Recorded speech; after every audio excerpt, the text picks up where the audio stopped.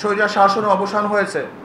এখন সময় দেশ গড়ার, এখন সময় সাম্য, মানবিক মর্যাদা ও সামাজিক ন্যায় বিচার ভিত্তিক বাংলাদেশ নির্মাণের। তবে এই সুযোগ সন্ধিক্ষণে আমাদেরকে দেশের শত্রু এবং জনগণের শত্রুদের চিহ্নিত করে জাতির সামনে তাদের মুখ উন্মোচন করতে হবে। গণদুশমন, গণহত্যাকারী, লুটেরা, দুর্নীতিবাজ আর ভোট চোরেরা যাতে আগামীতে পুনর্বাসিত হতে না পারে তা নিশ্চিত করতে হবে। সে লক্ষ্যে গ্রহণযোগ্য তদন্ত কমিশন ও স্বতন্ত্র ট্রাইব্যুনাল গঠন করে জুলাই গণহত্যাকাণ্ডে বিচার করতে হবে। একই সাথে গত 16 বছরে সংগঠিত সকল রাজনৈতিক ও প্রশাসনিক হত্যাযজ্ঞ, গণহত্যা, গুম ও মানবাধিকার লঙ্ঘনের বিচার করতে হবে।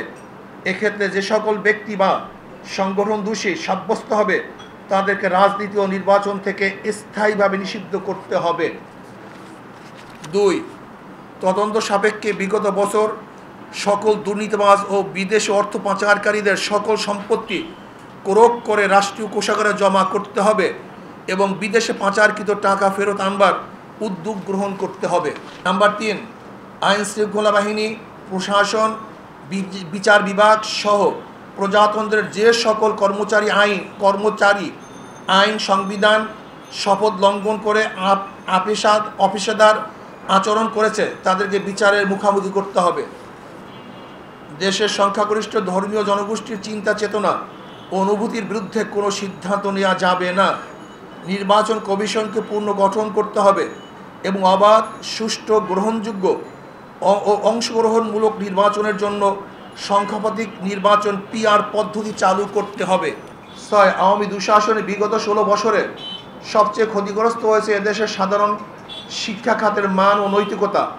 এই ক্ষতি দ্রুত সময়ের মধ্যে কাটিয়ে ওঠার লক্ষ্যে দেশপ্রেমিক শিক্ষাবিদ ও উলামায়ে কেরামের সমন্বয়ে একটি জাতীয় শিক্ষা কমিশন গঠন করে প্রয়োজনীয় পদক্ষেপ গ্রহণ করতে হবে। 7. গ্রাম পুলিশকে জাতীয়করণ করে তাদের সম্মানজনক বেতন ও ভাতার ব্যবস্থা করতে হবে। প্রিয় সাংবাদিক বন্ধুগণ, ছাত্র জনতার এই আন্দোলন হত্যা, লুটতরাজ ও অবৈধ ক্ষমতা প্রয়োগের বিরুদ্ধে ছিল। শিল্প ও কল কারখানা ধ্বংসের বিরুদ্ধে ছিল না সংখ্যালঘুদের বিরুদ্ধে কোনো পদক্ষেপ। সেজন্য আমরা বিশ্বাস করি যারা লুটতরাজ, দখলদারি, অরাজকতা ও সংখ্যালঘুদের উপর কোনো রকম হুমকি সৃষ্টিকারী কার্যকলাপে লিপ্ত তারা এই আন্দোলনে সম্পৃক্ত কেউ না, বরং তারা সুযোগ সন্ধানী। সুতরাং আমরা বর্তমান অন্তর্বর্তীকালীন সরকারকে এই সকল অরাজকতা সৃষ্টিকারীদের প্রতি কঠোর পদক্ষেপ নেওয়ার আহ্বান করছি। প্রিয় সাংবাদিক বন্ধুগণ, ইসলামী আন্দোলন বাংলাদেশ মনে করে দেশের সকল নাগরিক সমান মর্যাদা অধিকার প্রাপ্ত। ধর্মের কারণে কাউকে আঘাত করা বা কাউকে প্রতিপক্ষ বানানোকে ইসলাম ও রাষ্ট্রীয় আইনও সমর্থন করে না, আমাদের আন্দোলনের চেতনা ও সমর্থন করে না। সেজন্য বলবো, দেশের সংখ্যালঘুদের প্রতিটি উপাসনালয় ও ধর্মীয় স্থাপনায় CC ক্যামেরার ব্যবস্থা করুন।